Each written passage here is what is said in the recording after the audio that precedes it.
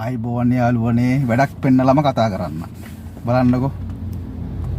පේනවද ඉතින්?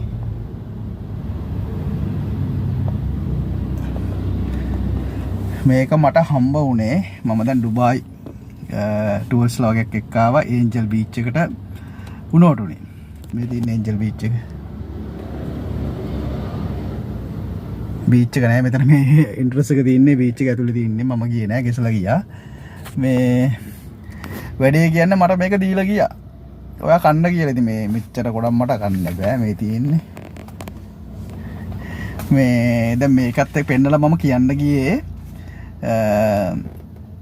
මම සංචාරක ව්‍යාපාරයෙන් දැන් අවුරුදු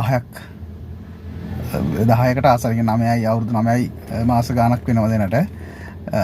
ඉතින් මේකේ ලොකු අත්දැකීම් ප්‍රමාණයක් අරගෙන තිනවා.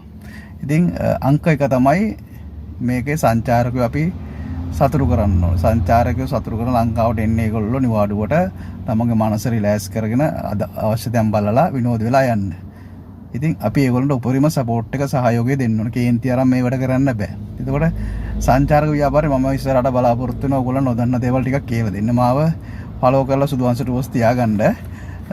නොදන්න දේවල් ටිකක් මම කියලා දෙන්නම්. මොකද මේ සංචාරක ව්‍යාපාරේ ට්‍රාන්ස්පෝර්ට් එක විතරක් නෙවෙයි. ගොඩක් කට්ටිය හිතන්නේ ට්‍රැවල් එකක් කරන් ගෙස්ලාගෙන කරට මේට ගියාම මේ ඒක තමයි කියලා ටූරිසම් නෑ. ඊට වඩා වෙනස් ලොකු පරාසයකට මේක වෙන් වෙලා තියෙන. දැන් මම කරන්නේ ට්‍රාන්ස්පෝර්ට්. ඊට පස්සේ තව කට්ටිය හොටෙල්ස් කරනවා. ඊට තව කට්ටිය ආයුර්වේද පැත්ත කරනවා. තව කට්ටිය එක එක ඇක්ටිවිටීස් කරනවා. දැන් රිවර් සෆාරි වර්ග ගොඩාක් දේවල් තියෙනවා. තමන්ගේ ඔයා හිතන්න තමන්ගේ ගේ කොටසක් තමන්ගේ කොටසක් කාමරයක් කුලියට දීලා ගෙස් කෙනෙක්ට සල්ලි හොයන්න පුළුවන් කියන්නකෝ. ඉතින් ඒක කරන්න කොහොමද වෙන්නේ කොහොමද කියලා මම ඉස්සරහට කියලා දෙන්නම්. ඒකට අවශ්‍ය වෙබ්සයිට් මොනවද? ඒක කරන පිළිවෙල කොහොමද? ඔයගොල්ලෝ මුදල් ලැබෙන්නේ කොහොමද?